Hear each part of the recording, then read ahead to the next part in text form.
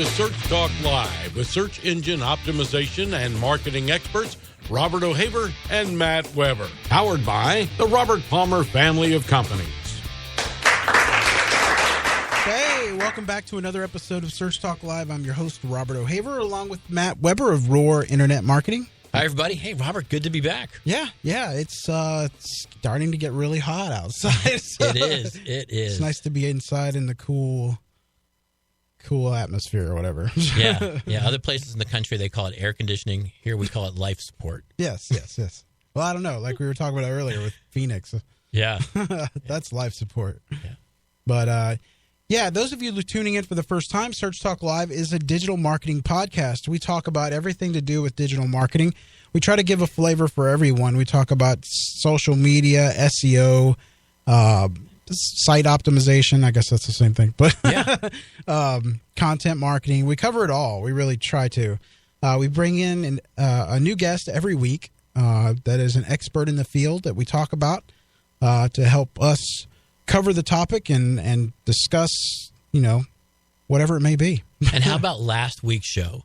Yeah. We catch Gary at 2 o'clock in the morning on sometimes not a great connection and still got some amazing stuff out of the show. Yeah, I think so. I got comments that Gary sounded like he was drunk. I'm like, guys, it was 1:30 in the morning. But no, he gave us a lot of good information, told us about another algorithm they're getting ready to release. Yep. Page speed, another different, well, we have a page speed already with desktop, but they're coming out with another page speed algorithm for mobile. Right.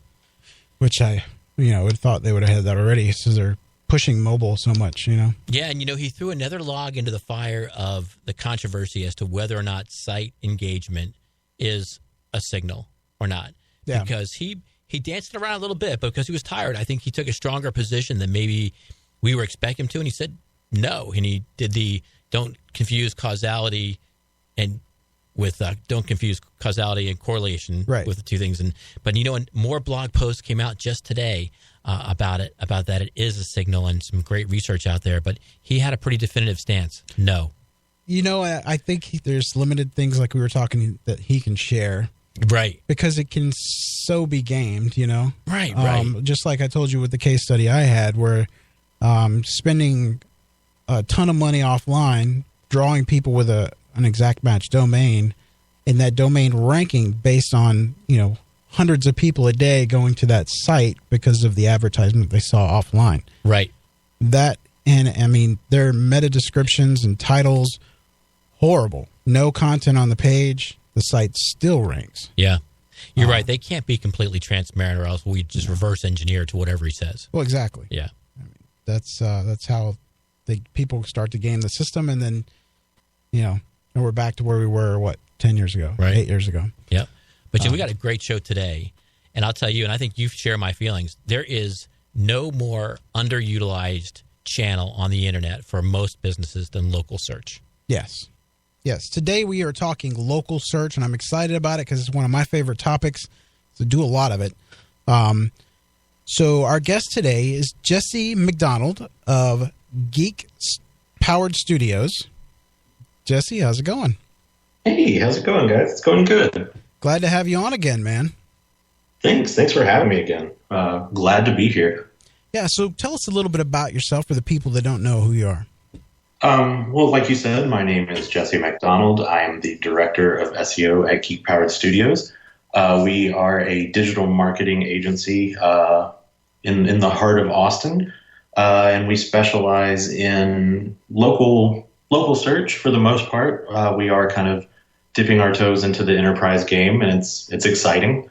We're about 25, 26 people strong, and we're always excited to take on new projects that challenge us and bring our customers more revenue, help them grow. Yeah, and I know some of the people that you work with, and they're awesome. So I've got a good crew of people. Yeah, absolutely. So if you have questions about the show or about our topic, you can go to Search Talk Live. You can go to Twitter and type in hashtag Search Talk Live. We are monitoring that live right now. If you have a question, type it in there, put hashtag Search Talk Live, and we'll answer it live on the air. You can also go to searchtalklive.com, listen to previous episodes, which I forgot to mention a while ago, so I wanted to throw that in there. Or you can go to Spreaker and follow us there. I would recommend you go into Spreaker and follow us there. We've got just under 7,000 followers now on that one platform, which is quite amazing. Yeah, and I think this is the show, too, to keep that legal pad or whatever you do to take notes out, because there are things you can do in local search which can have a near immediate impact. Some of the things that we talk about on the show, they're not going to be the rapid turnaround. You're not going to see the results right away. Today's show, you put a couple of these things into place, you could see the results very quickly. Now, Jesse, I want to break it down so it's for everyone, whether you're new to building a website and you want to optimize your site and, so people can easily understand it. We don't want to get too high level, and speak jargon that no one understands except for us. But that's fair. Yeah. So let's get started. Where would you like to start? Well, we could go that route. Do you want to? Let's define what is local search. Yeah, let's do that. So, at least for my entire life, I'm still could be considered on the younger side of life. I don't really remember much of a time without Google. So in my mind, it's kind of a natural thing to go online and look up a question or anything that you might be looking for to seek out an answer. So you can break that down a little bit deeper into the funnel and something a little bit more hyper-targeted and saying that on a local level, it's going into a search engine, stating a problem, and then trying to find a solution for it. Now, to keep on topic with the incredible heat wave going through the country right now, let's say that you are in Phoenix and your trash can is melting, as is your air conditioner. You have a problem there. So you look up air conditioning repair company in Phoenix. That is breaking down search into a hyper-local level. So when we're talking about search from a local perspective, that's what we mean. Helping people in a certain area or region answer their problems on a local level, as opposed to going to a search engine saying, I need an air conditioning repair person. You're in Phoenix, but you're getting something from Iowa. That is serving something incredibly different than what you intend. So yeah, on a local level, you're trying to help local people find local answers. And you're going to get a different result on that search engine results page when you do a search that Google thinks has local intent. There's going to be different things on that page, right? Right. That could even include things like maps to show you other, let's say, AC businesses around the area for what you're looking for. That also includes reviews of said business. It could also include links to other websites like Yelp that also talk about said businesses so that you get a better idea of exactly what you're looking for. Very good. Now, let's talk a little bit before we get into the citation stuff. When someone's putting together their meta titles and descriptions, or their meta descriptions and titles, I got that messed up. But there's a big misconception that, like, let's say, for instance, I'm in Orlando, but I live in an outskirt called Deltona. People need to understand that you don't need to have every city in your local area in your description or in your content, because, or your titles, because really, I mean, there's algorithms that understand, like Pigeon, for example. If you're in Deltona and you're searching for a plumber, this is just an example, obviously, but you're searching for a plumber, and it's going to look around in the different, areas, the smaller cities in that metro area. As long as you're in with a certain radius, that search is going to come back with the most relevant. Absolutely. And it kind of depends on where you are in that situation. Sure. So I'm right now, my office is located pretty much south central we're pretty close to downtown of Austin. So it's fair to say that if I'm looking for anything, well, AC repair, let's just keep with it.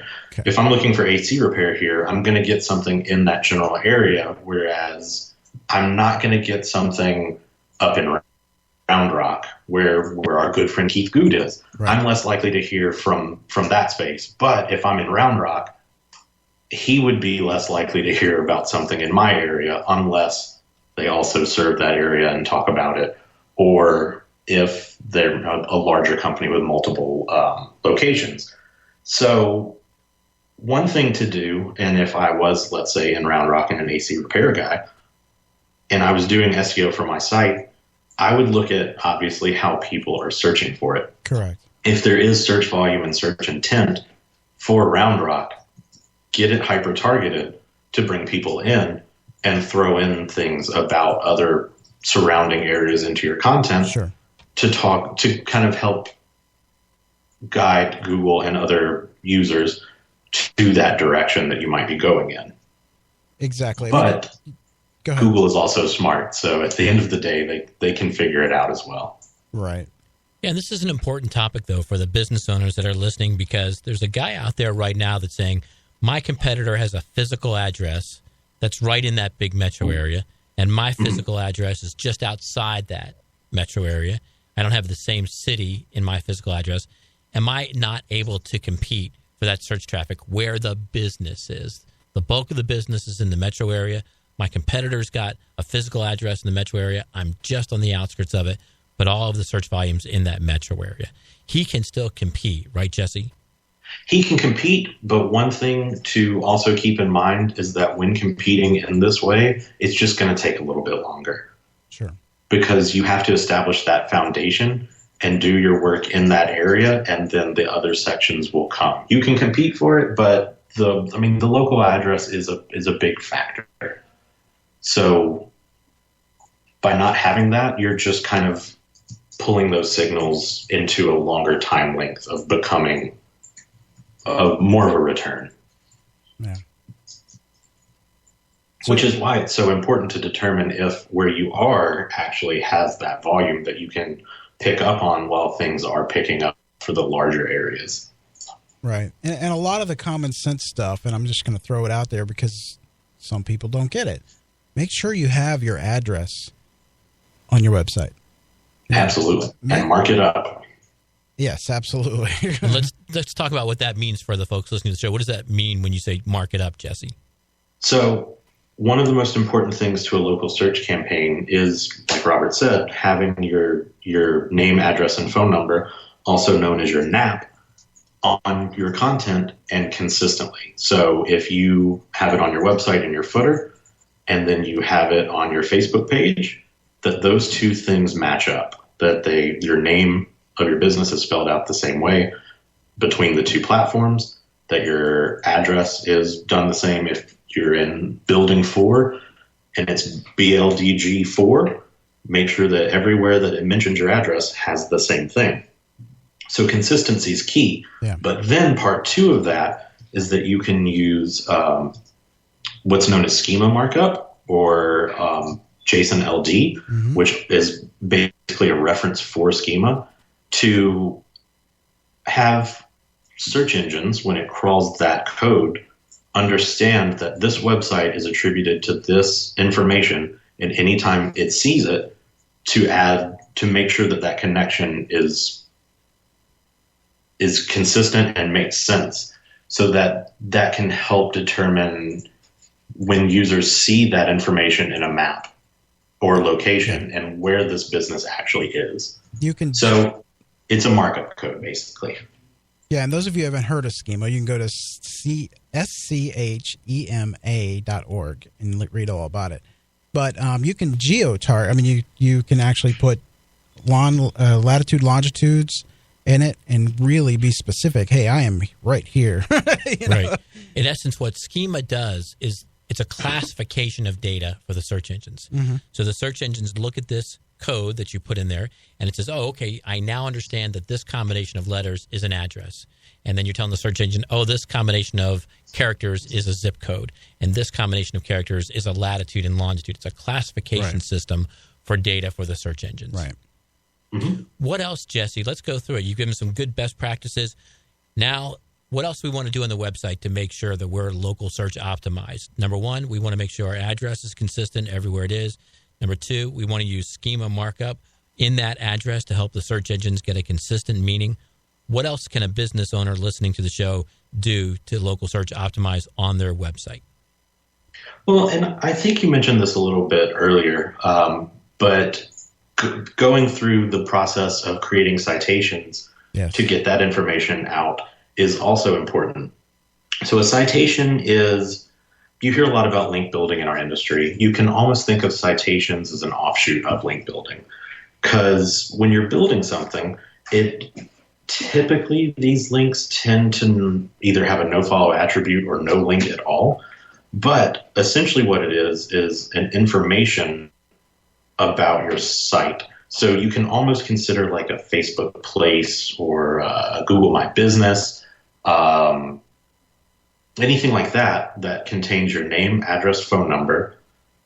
That is a citation that sends a positive local signal to search engines. So by doing this, you are then creating this positive signal that will hopefully influence how you show up in searches related to people in your area. If you have a map listing that goes with that search, which, as we know, is hugely beneficial and even more competitive now that it is what is known as the snack pack.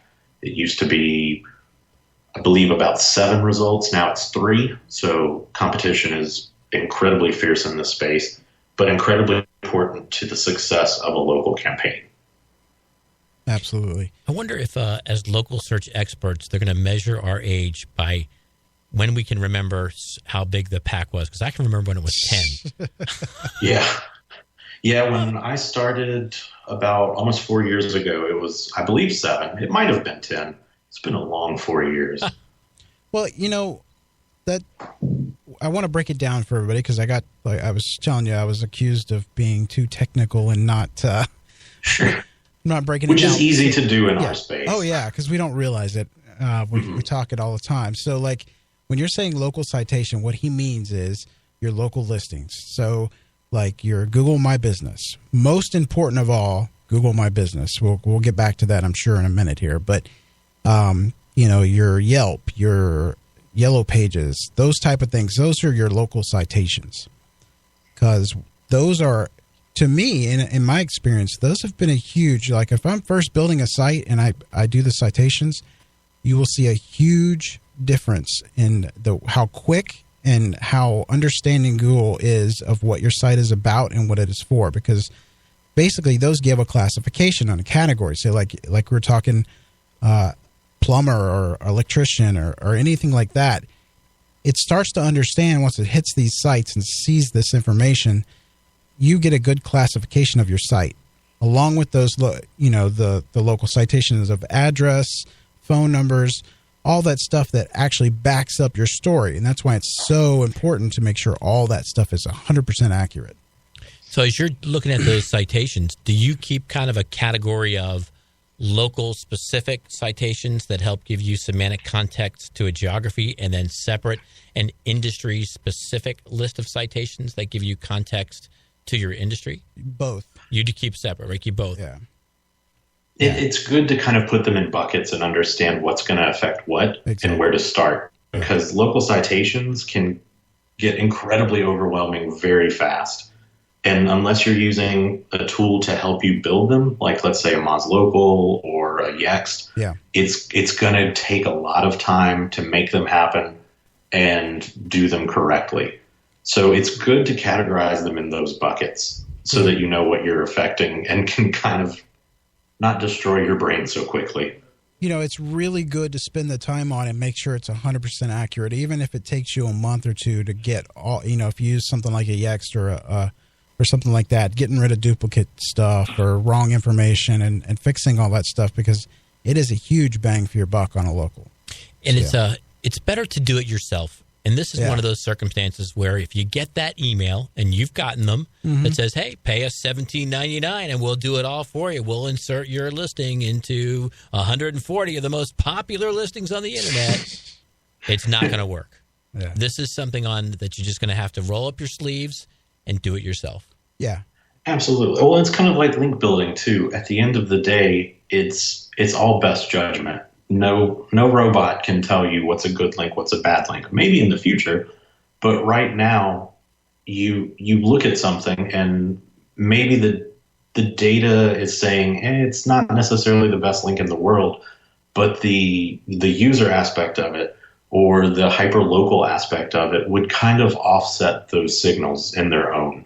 So you might move forward with it, whereas if it was just something from a back-end perspective, you wouldn't.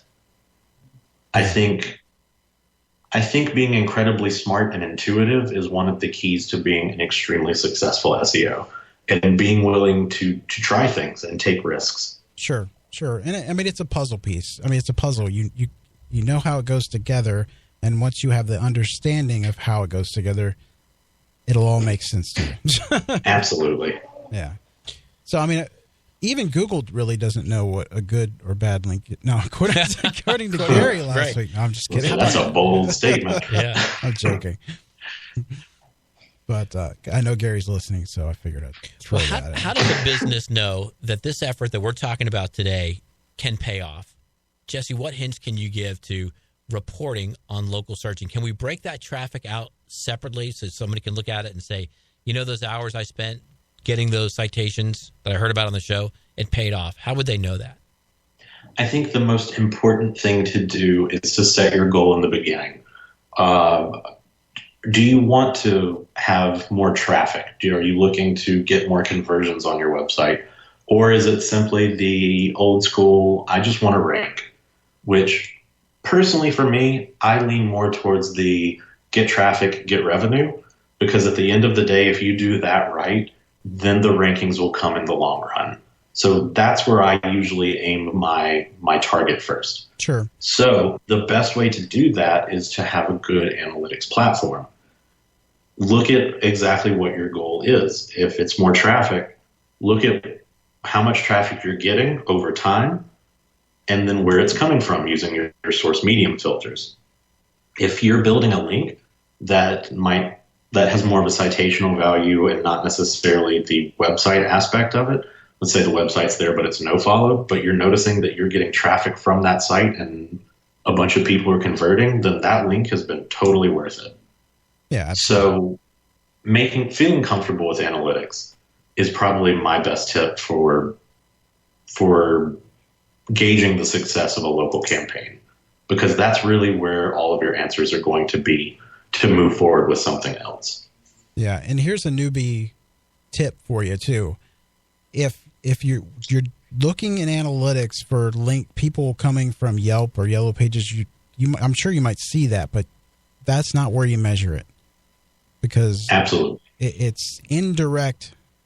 It's an indirect like ranking signal. It's not like your traffic's all coming from Yelp or wherever it may be, Yellow Pages, all those things. Those are just to get Google to understand who you are, where you're at, and what you're offering. Yeah, in essence, in local search, it's a lot like who do you hang around with, right? Right.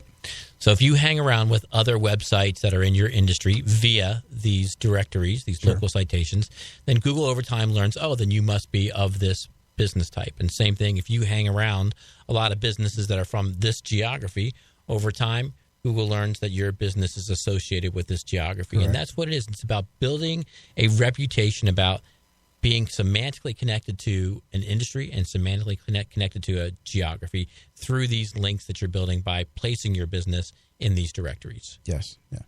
Now, let's get into this, because this is another tip, and I want you to dive into it with us. If you're a business owner and you're new to this, I don't care if you don't take any other advice from here. Get on Google My Business. No question. There is no question, no doubt. It is free. Doesn't cost you anything. And as long as you set it up correctly, everything is accurate address, your categories, it will do wonders for you.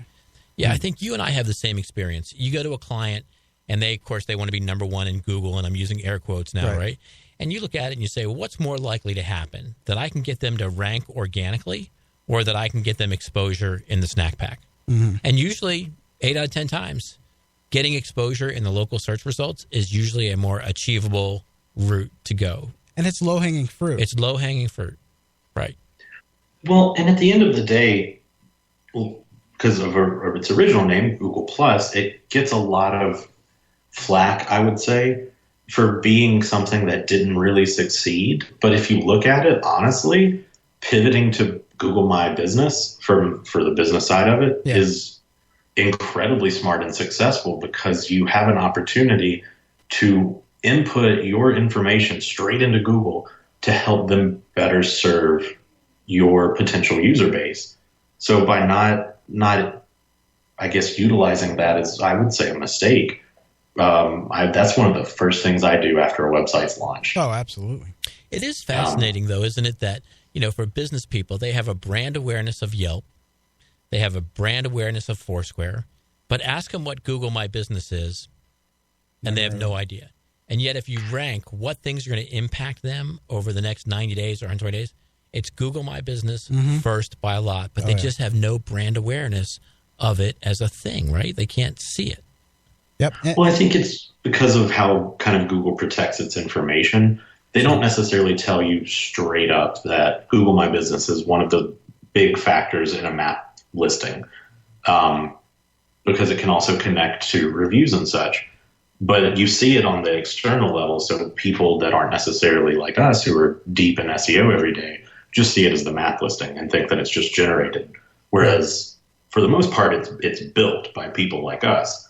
So I do think it is interesting that it hasn't reached that social consciousness outside of maybe the marketing community, but I do get it. Yeah. I think it's night and day from Google Plus, if I'm allowed to say that, because there's nobody on Google Plus. Right. Well, but Jesse brings up a great point. You can go back and look at it, and I think this product, and I can probably find them all for you, has had 9 different names since I've been in this business. So, of course, people can't grab it because they keep changing the darn name of it. And That's fair. I think you really need to know the industry a little bit too. Me as a business owner, I open a business. I'm a plumber. I know how to do plumbing, but I don't pay attention to that other stuff. But I bet you know the name Yelp. Well, yeah, absolutely. And I bet you know the name Foursquare. Right. Yeah. Is Foursquare even a thing anymore? No, I'm kidding.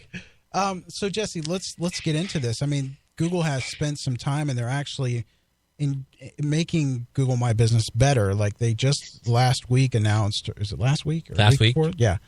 Messaging and posts. Which I think is a huge leap. I don't know much about the posts, but I mean, as far as the messaging side, it's amazing because a person right at the top of the funnel or in the middle can message you right there and say, boom, I want more information or such and such. Especially, I mean, it's good for like an attorney or a plumber or anything service oriented like that. Yeah, Jesse, tell us about your experiences with this new functionality. Well, I kind of share the same sentiment you do. It's incredibly exciting. It almost gives the organic teams an opportunity to put themselves out there even more directly, almost like an ad without being an ad, I guess you could say. My team has been looking into this over the past couple of weeks and have been very excited about it. We're testing some things out to see what works and what maybe doesn't work. But I think it's really cool that you can go into it and say, okay, I have this deal going on. Let me write something about it real quick. And then it shows up for you right there. So you might even get an even more hyper-focused, high-intent user to your site that would convert even easier. Yeah. Because you've thrown this information out to them in an almost even more accessible way. So I think the implications of it are really exciting. I'm interested to see how it works going into the future, if it ends up being something that stays or if it pivots in any way, shape, or form. But I think it's exciting. Facebook even did that last year, a couple years ago. Yeah.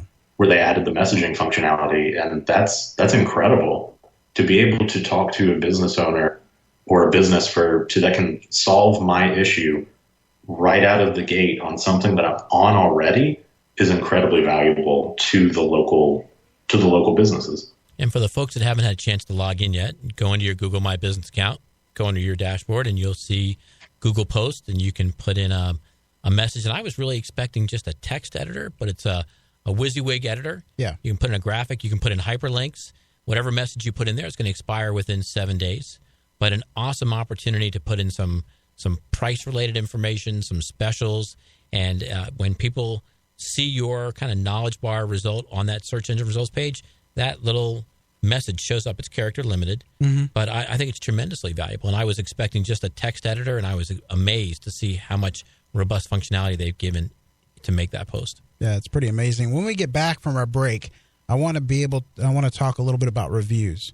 I think that is a huge thing to talk about, and we're going to dive into it right after this message. Search Talk Live is sponsored by the Robert Palmer family of companies. Check out robertpalmercompanies.com for more information. Find the true value of your home when you log on. Homevalue.com. Get your questions in on Twitter. Type hashtag Search Talk Live and your question. Now back to the show. All right. So if you're just tuning in, we're talking with Jesse McDonald of Geek Powered Studios. We're talking local search. So if you got your questions, get them in on Twitter using hashtag Search Talk Live. All right. So I would say this is one of the most important things we have to do. What are you laughing about? Well, because it's the bane of our existence, right? Oh, how many phone calls do you get in a week? It says, hey, I just saw that bad review from my company. Matt, can you take it off? No. Yeah. You know, this is a tip I want to give people, and a lot of people don't, they're not technically savvy, but make it a part of your workflow. If you're an or you're a local site, keep in touch with your clients. If you do a service for them and send them out an email. If you're not collecting emails from these people, you're doing yourself a disservice, because you can send out an email saying, hey, I'm glad thank you for using our service. If you're happy with our service, please rate us here. And, if they give you a high rating, redirect them to something like to that effect, to go to Google My Business and leave a review.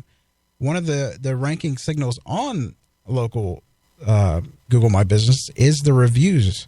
So if you have, don't gamify this. Don't go out and, hey, talk to your sister or family members. Hey, go out and give me that's not the way to do it.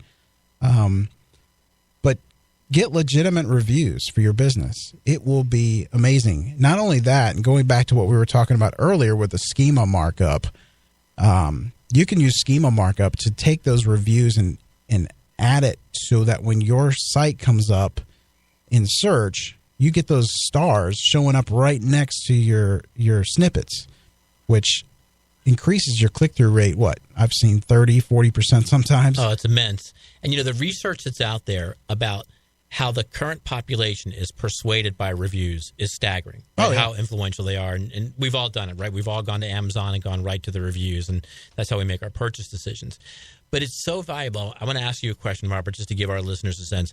If I gave you the choice, and you ran an AC repair business, and you were the owner, and I gave you the choice of having a billboard on I-4, the major highway thoroughfare that goes to Orlando, or 20 authentic, legitimate, genuine, chronologically spaced out reviews on your Google My Business, which one are you going to choose?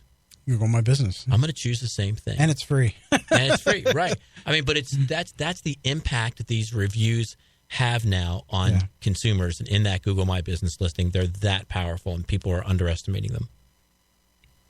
Weigh in, Jesse. Well, we talked about it a little bit last year, and honestly, we talked about it being very beneficial from the user, which it is. Like you were saying, seeing reviews and honest reviews can make or break the buying decision. But it's also become incredibly important to the actual ranking factor of a local business. Mm-hmm. If you're familiar with the ranking factor report that comes out every year from Moz, this year it came out after a gap last year. And one of the biggest takeaways from it, at least for me, was that reviews are becoming more and more important. There was actually a 21.53% increase in the importance of reviews within the local search niche. So this report also said that 13% of ranking signals are for the map pack are geared from reviews, and 7% of ranking signals for just local search in general are incredibly important. Sure. So it's something that you don't want to ignore. You were mentioning a second ago of finding a way to get more users to leave reviews. We found this really cool tool. It's called Get 5 Stars. I don't know if you've ever heard of it. It was created by Michael Blumenthal. God, I hope I said his name right. I always get scared I don't. Yeah. Hey, we're winning today. But what you do is you put in information from your previous customers, just like MailChimp. You put in name, first name, last name, and email address. It'll send them an email saying, thank you for being a customer of ours. We'd love to hear your feedback to help better our businesses. Then it gives them a net promoter option, 1 to 10 scale. And you can set the parameters of the scale, but out of the box, 7 and up, it will, if they leave that, they have the option to leave a comment. It will then take them to a thank you page, a confirmation page that says, oh, we're glad that you had such a great experience. Businesses thrive on reviews, and they help us gain more customers, and we would love for you to share your experience with others. Same thing, if it's between 1 and 6, like I said, you can set that parameter, but out of the box, that's what you have. It will give them the option of going to another page where they can speak to you directly and give that info and say that, this is what happened, and give you an opportunity to make it right on the back end. Yeah. Now, that being said, I'm not saying only go for 5-star reviews, because that's not the way to go. That's not genuine. Sure. But if you have that opportunity to maybe save a little face and make things right, and then get something good in the long run, that's awesome. That's a great way to go. To kind of piggyback off what you were saying a minute ago, a few years back, I was looking into this tattoo shop around town, and I mean, they had tons of reviews, but were probably in the 3 to 4 star range, which, looking at something like a tattoo shop, that's kind of a red flag. Sure. Because if it's got 3 stars, that's probably not something you want to put on your body. Looking deeper into it, though. Especially if it says Gary Ilias on it. Oh, I'm just kidding. Yeah, exactly. You spoiled my November tattoo plans. But when I dug a little bit deeper, I believe it was on Yelp, actually, he got some complaints and addressed them in an extremely cordial manner and gave his side of the story. And that completely swayed my decision, because it showed me that this guy really cares. Yeah. And it wasn't necessarily, it might have been a communication error that led to a bad experience, and he was able to address that. So while you might not necessarily get nothing but glowing reviews, which me personally, I don't think you should seek that out. I think seek genuine opinions, but don't be afraid to make it right in a cordial manner in a public space. I think that can make or break a decision as well. Right. And that's why a lot of companies use Twitter as a support, like, Amazon, stuff like that. They have Twitter support so that, those things get, even if it's negative, it gets buried really quickly. But you want to have those bad reviews too. I mean, no company, I don't care who you are, is perfect. Present company accepted. Right. But getting into a question we just got on Twitter from Bob Ingram, he says, can you cover how to tackle fake bad reviews that technically meets Google's terms of service requirements? I can answer that, and I'd like you guys to weigh in on it too, but I would like to say, regardless if it's bad or fake, just like Jesse was just saying about public facing, your people's perception of you is how you handle those things. So if you have a bad review, somebody says this happened, get on it and respond to it. Leave a message showing that you care about that customer and you want to take care of them. But what you do is you leave a review and say, hey, how can I contact you to make this better? So then you take it offline. And if you treat that customer right or take care of the issue, most people just want to be heard. Take care of that issue, there's a good chance that they'll go back and change that review. Now, if it's a fake review, you still respond to it. And, just to that type of thing saying, hey, I don't know how this happened or what happened, but let's talk about this. Just so that people, when they read that bad negative review, even if it's fake, they show that you responded to them and that you care about the customers. And like I just said, not to ramble on here, but having a fake review, having a negative review is okay. Yeah. It's not taboo. Right. The worst thing on the internet is not a bad review. Exactly. The worst thing on the internet is an unanswered bad review. Right. And then we work with a lot of medical clients, and of course we're counseling them, do not debate the reviewer in this forum, whether it's Google My Business or another platform. Just get it offline. And if you haven't had the chance yet, Jesse or Robert, if you haven't seen Jimmy Fallon and Aziz Ansari do the Yelp reviews and act them out, it's hilarious. And go to YouTube, and they act out actual Yelp reviews. So, number one, it's hilarious. But number two, you're saying, I cannot believe these business owners got into this verbal brawl with their own customers in such a public forum. Yeah. But so don't do that. Don't get into a public debate on any kind of review forum. Yeah.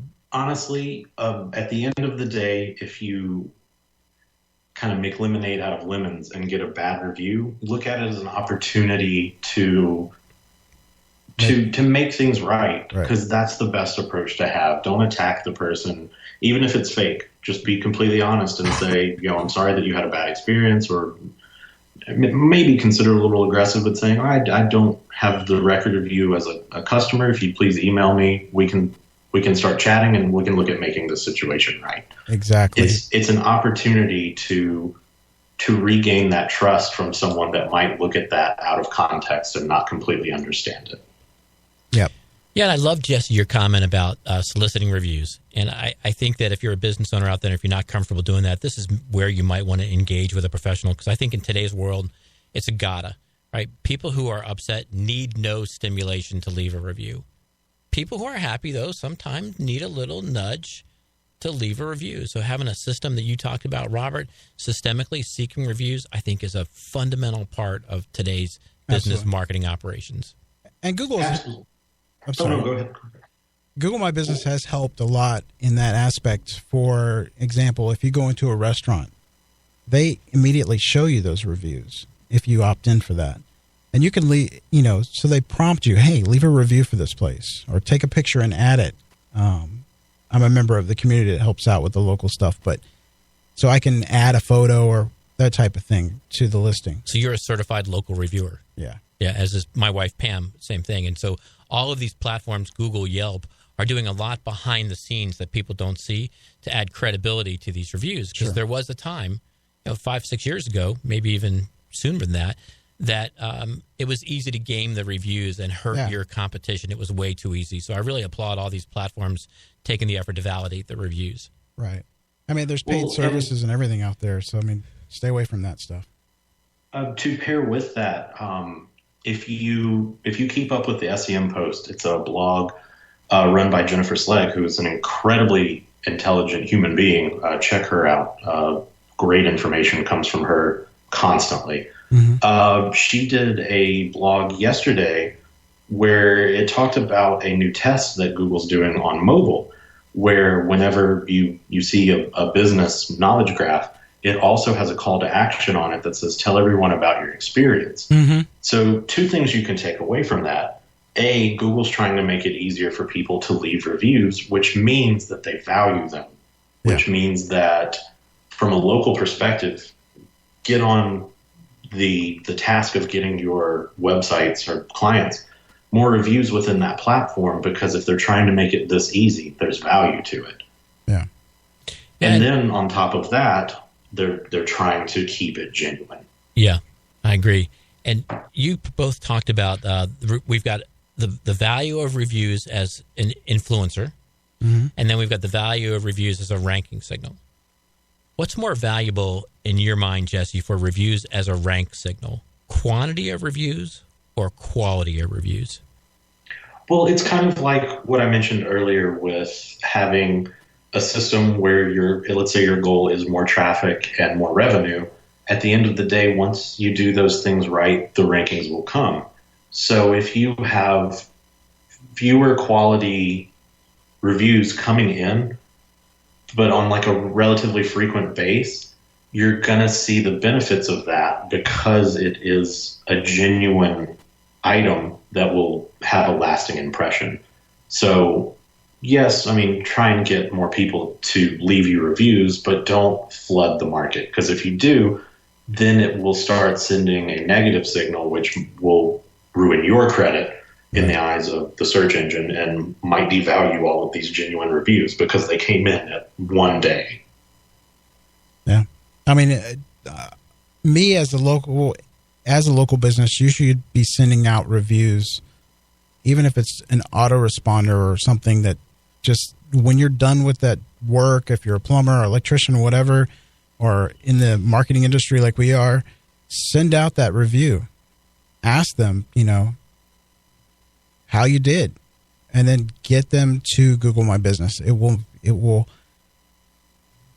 be huge for your business if you have those reviews, because like we've been talking about the whole show, is nowadays that's what people look at, and they can also tell fake from real. So right. And the only other caution I would have in there is do make sure that whatever platform you're trying to generate reviews on, be it Yelp or Google, you are aware and familiar with what their guidelines are. Sure. So where you send a link to a client and say, hey, if you would leave us a review on Google and let us know how we did, we would absolutely appreciate that.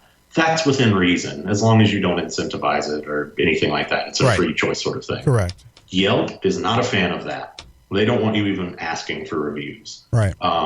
So you kind of have to work from a more subliminal angle in that way, maybe like signage on the interior of your business, or if you have a vehicle because you go to places, put it on there, because if they see that you're sending a lot of traffic from a digital perspective, they might flag you, and that's a hard fight to deal with. Great advice. Yeah. I'll tell you this. We've had a little bit of more success when we craft our review solicitation appeals to be from a person, in particular from the CEO or the business owner, as opposed to a generic appeal that says, hey, we're so glad you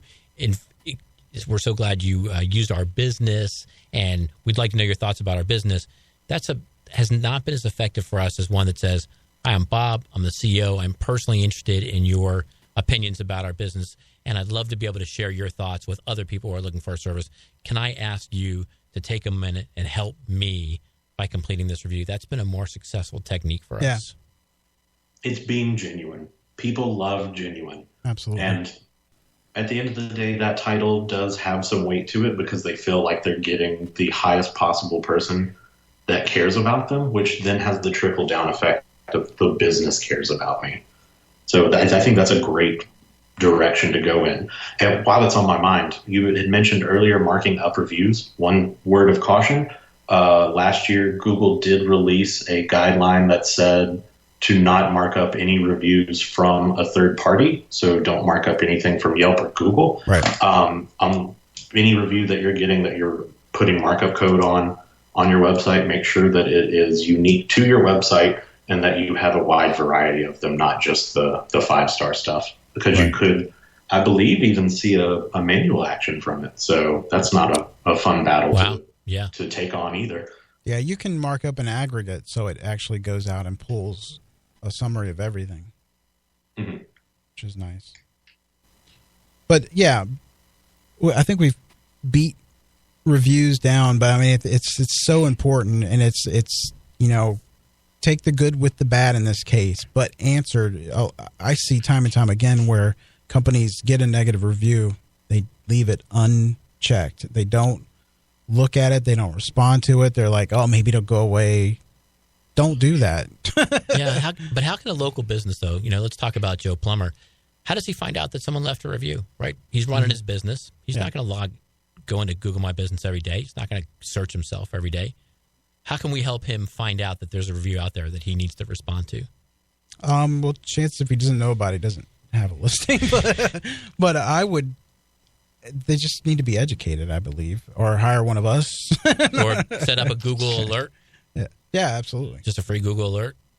Yeah, I use Google Alerts. Sorry, go ahead. If they built a listing with their email that they use frequently, recently Google's been sending emails saying, "Oh, you have a new review." Yeah. So if they did do that, then that'll happen. But in my experience, 90% of the time, another marketing person made that. Yeah, and that's one thing they need to add to that, a primary, secondary email address. So that way, if that case is the case where another person has set it up, that person still gets access. Right. So we put a forwarding email on there so that it goes to multiple people. Oh, I gotcha. That's good. Absolutely. You could even do it by setting up managers. That's kind of what we do internally just to make it easier as we have a larger client base. Instead of logging into individual emails, I can just go to my email and see everything that I manage. I also get those notifications. Yeah. And like we were talking about with the other citations, take the time, especially with Google My Business, to just be accurate and as detailed as you possibly can. It will pay back tenfold because obviously it's free. But yeah, I mean, why wouldn't you want, if somebody said, "Hey, I'm going to give you $10 for free," take it. Take it. Yeah. Yeah. It's a bad If example. it's worth doing, it's worth doing right. Yeah, absolutely. Hey, is it almost time for Believe It or Leave It? I think so. Let's do it. Hey, Jesse, it's time for Believe It or Leave It here on Search Talk Live, and we're going to give you some statements that we did find on the internet, and it's up to you to tell the audience whether they should believe it or whether they should leave it. Are you ready? Let's do it. All right. Believe it or leave it, number one, Google My Business will offer video chat to local businesses in 2018. Ooh, I hope I believe that. That's really cool. I'm going to say hopefully believe it. Yeah, it kind of seems like they're moving in that pattern. That would be a really exciting thing. Hard to kind of get working in the right way, but I think exciting nonetheless. I'm marking it believe it. All right, believe it. Now, number two, Google will use Facebook Place pages as a local signal this year.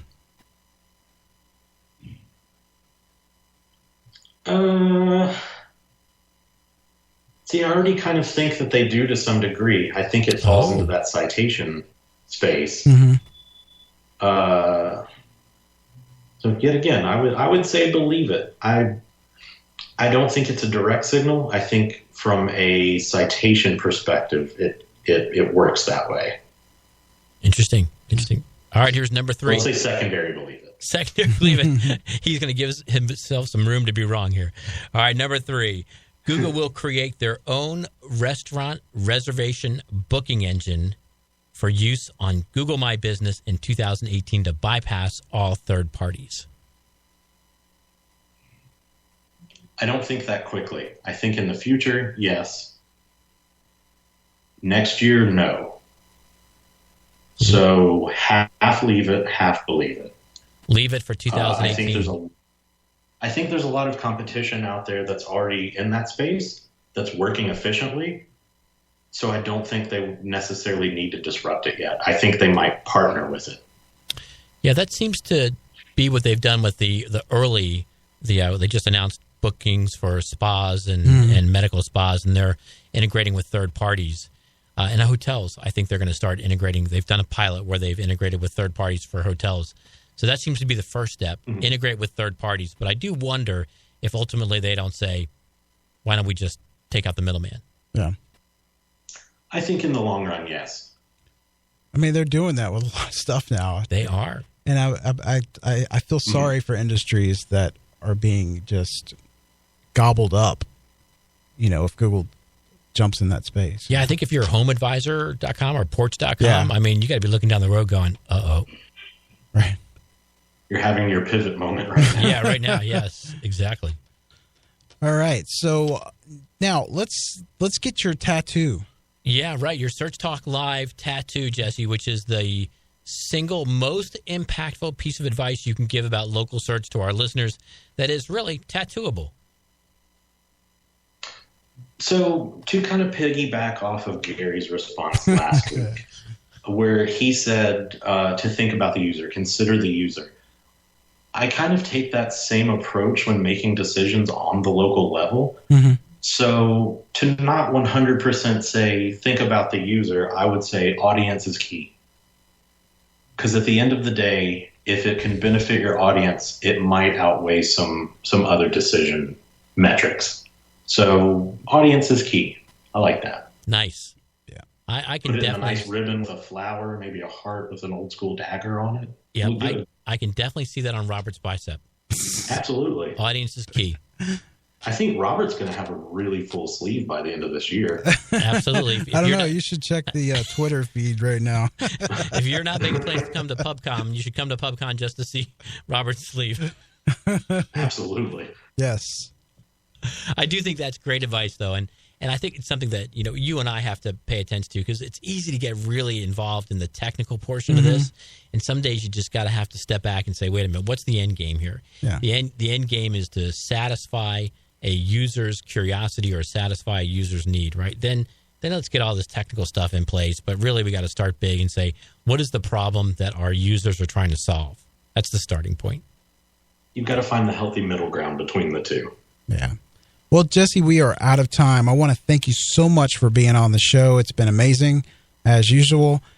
You guys, if they want to find you on Twitter, where can they find you? I can be found across the web at Jesse SEO Geek. Very good. All right. Or you can find me on geekpoweredstudios.com.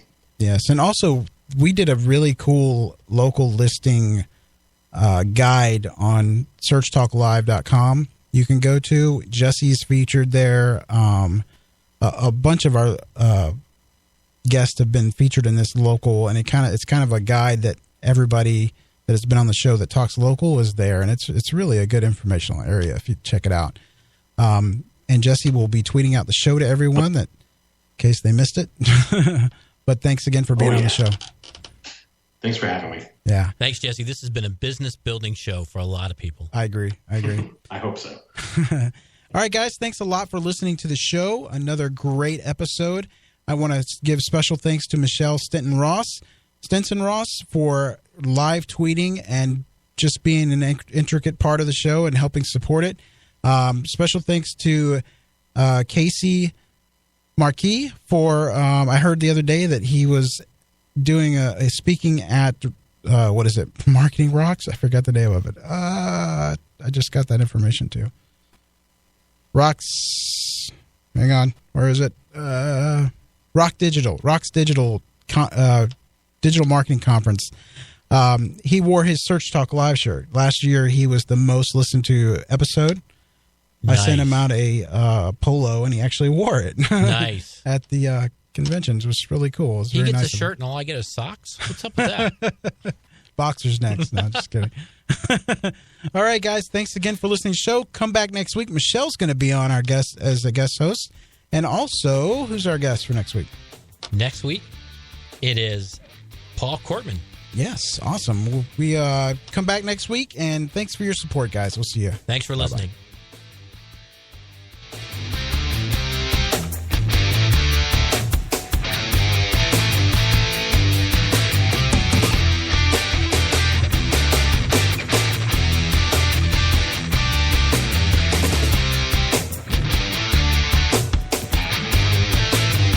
Search Talk Live is sponsored by the Robert Palmer family of companies.